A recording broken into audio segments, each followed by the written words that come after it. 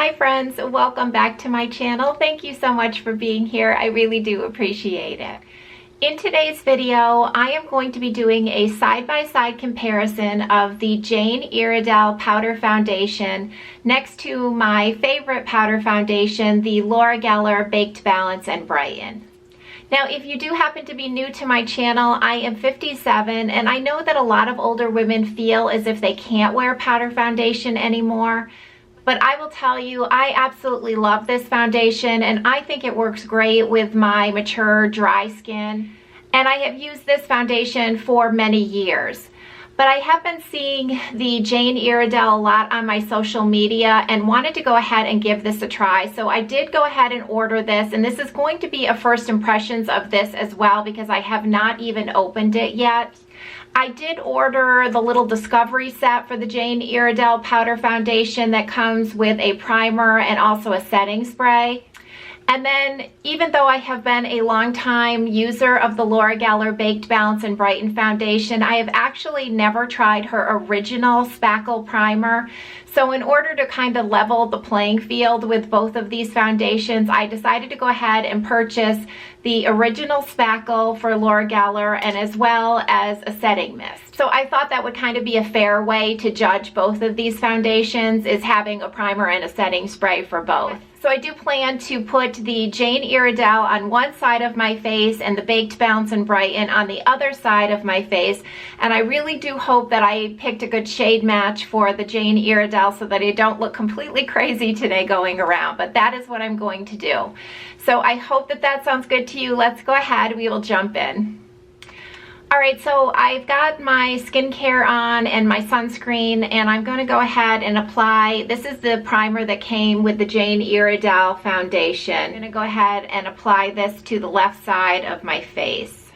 Alright, so I'm just going to dab a little of this around. Try to just go down half my nose. That might be a little tricky, but might have put a little too much. And this does, I feel like it has a lemon scent, which is a little odd.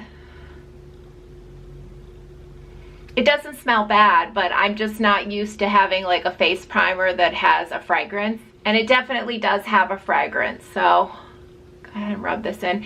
It doesn't feel, it's not like a silicone primer. It doesn't have that like slip feeling, but it also doesn't feel grippy like some of like the e.l.f. like Power Grip or those types of primers, which I really don't like the way those feel, even though they do kind of help your makeup to last. This one, it feels nice. So doesn't feel tacky or anything. So that is the Jane Iredale primer on the left side of my face. Alright, so now I'm going to try for the first time the Laura Geller Spackle. This is the Skin Perfecting Original Primer. I've tried, I believe it was the bronze primer from her that I just didn't really care for all that much. This one doesn't seem to have a fragrance. This one as well is not, it's not a silicone primer. It's not grippy either. It feels very nice going on. They feel actually very similar, these two primers. So this is the Laura Geller. And as you're watching this video, if you are new to my channel, because I have rosacea, whenever I touch my face, it is going to get red, but it does subside. So this is the Laura Geller primer side, and this is the Jane Iredale primer side. And I have to say, I can't even smell the lemon scent on the Jane Iredale anymore. It's completely dissipated. Now, I know on the Laura Geller primer, it does say to let it set about a minute before you go ahead and apply the foundation. So I'll give these just a minute to set before we start applying. All right, so both of these primers feel like they are dried down. It's like a slightly tacky feel, but not terrible. Now, we'll start with the Jane Iredale side. So the shade that I picked out in this is called Satin. I hope that I did a good shade match. So this is the shade Satin for the Jane Iredale. And now probably thinking of it, I should have probably picked up the brush for the Jane Iredale foundation, but I have one that I think looks very similar to what I saw on their website. It is not like super dense, which is the way they showed theirs, and it kind of looks very similar. So I will use this brush to apply the Jane Iredale to this side. All right, so here we go. Let's see if we can see if I picked a good shade match. So I'm gonna get up some of the product here. All right, let's see. All right, so I don't know, I think it does, from looking in the mirror over here, I feel as if the shade might be good for me. So on their website, they do recommend kind of like short, like not a real buffing motion, but to get a little bit more coverage, they just say short swipes with your brush, which is what I'll do. It feels very nice going on. It doesn't feel heavy. All right, so here is the Jane Iredale side. Now you can still see, just from like touching my face, I can still see a lot of redness, but that's usually what the Laura Geller does for me as well too. I always have a baseline redness on my cheek with my rosacea, so I'm not expecting that to be completely covered. But I do think it looks pretty natural, and I'm happy with the coverage level. So it does feel very nice. It does not feel heavy at all. It doesn't feel cakey. I like the way that the Jane Iredale feels so far. All right, so now I'm gonna go ahead and apply my Baked Balance-n-Brighten, and I wear this in the shade Fair. So even though I love the Laura Geller Baked Balance-n-Brighten foundation, one thing I have always complained about is I wish they would make the compact where the lid does not fall off. I have never not owned one of these Laura Geller foundations where this doesn't happen.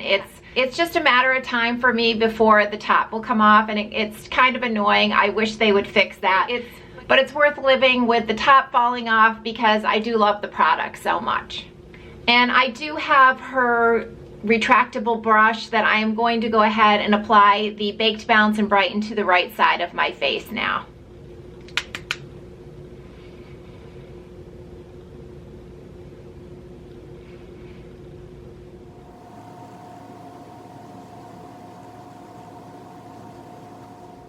And the Laura Geller always feels very nice going on. It doesn't feel heavy. It doesn't feel like you're wearing absolutely anything whenever I wear this foundation. And I usually always do a lighter coverage. So there is the Laura Geller side, and as you can still see the redness of my cheeks, and you can still see imperfections, but I do just think it like evens things out enough where you just feel a little bit more polished, which is why I really like this foundation. So hopefully I did a good enough job kind of blending them where they meet, where it doesn't look completely ridiculous. I think the color matches are pretty similar, so I think I did do a good job with the Jane Iredale shade selection. All right, so I think that's about as much as I'm gonna apply for both of these foundations. So what I'm gonna do now is put on the rest of my makeup, and then we're gonna look at them side by side, kind of in maybe natural light, and see how they're looking. And then I plan to do maybe a couple check-ins throughout the day, just to see how they're wearing and how they compare to each other. So let me go ahead and put the rest of my makeup on, and I will be right back. All right, so I'm not completely done with my makeup because I still have to apply some mascara, but I use tubing mascara, and I have found that you don't really want to spray anything over the tubing mascara because some of the tubes can kind of dislodge. So I thought I would go ahead and apply the setting spray and then finish up with my mascara. So this is the setting spray that came with the Jane Iredale, and it just says spritz to hydrate skin and to set makeup. So I'll shake it up. Let me do a tester just to make sure, see how this comes out. Okay, it's pretty fine. So I'll just do on this side. Ooh, that one has a scent too. I don't know if it's a fragrance or just the way that the product smells, but there is like definitely a scent to that Jane Iredale setting spray. All right, so the Laura Geller, I've never used this before. This is called the Spackle Mist. It is a boost spray fixator, and it does say it's a refreshing makeup setting mist.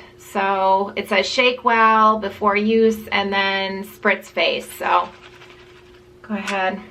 Let me try this one too. Okay, this one is a finer mist. So we'll go ahead and spray the Laura Geller side. All right, this has a scent too. Is it coconut? It smells really good. All right, so here is the Jane Iredale side with makeup and the setting spray. And that is the Laura Geller side. All right, so I will go ahead and finish putting my mascara on, and then I will be right back, maybe doing some natural light to see how both of these look in natural light. So I will be right back. All right, so I do have the rest of my makeup on, and I'll list everything that I use below in the description box. But this is typically my everyday makeup look. I like a very natural looking makeup. So I just did what I normally do. So first impressions, I do think that I picked a good shade match of the Jane Iredale. This satin, I think, is a very good match for my skin tone. So I'm happy about that. They both feel very similar in respects to when you're applying them. They do not feel heavy. They feel very comfortable on the skin. So I am happy with how they both look right now. So what I think I'm going to do is just take you over to some natural light and maybe even outside so we can get an idea of how that they look in natural light and outside. All right, here I'm over by the window in natural light. So this is the Jane Iredale side right here. And then this is the Laura Geller side over here. And I will say, I don't know if it's the primers or the setting sprays, but my cheeks are reacting a little bit. I can feel with my rosacea. So they are quite red for both sides, but I don't normally use that many new products all at once, but don't have that much blush on. It is really the rosacea that is kind of flaring through. But the foundations both feel very nice. All right, so now I think I will take you outside just to see how it looks out there. All right, so I am outside and it's bright out here because of the snow on the ground, but it is not sunny today. It is really overcast. But here is the Jane Iredale side.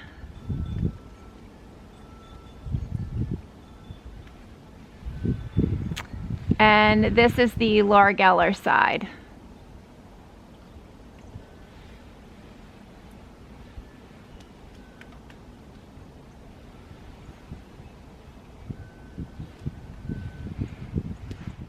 They both feel very similar on the skin, that they feel like nothing basically, which I like. So we will have to see how these wear throughout the day, and I'll be back later with a check-in.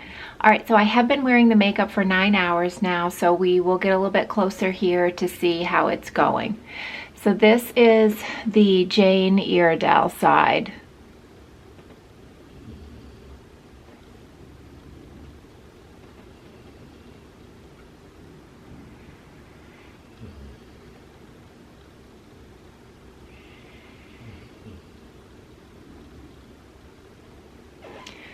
And over here is the Laura Geller side.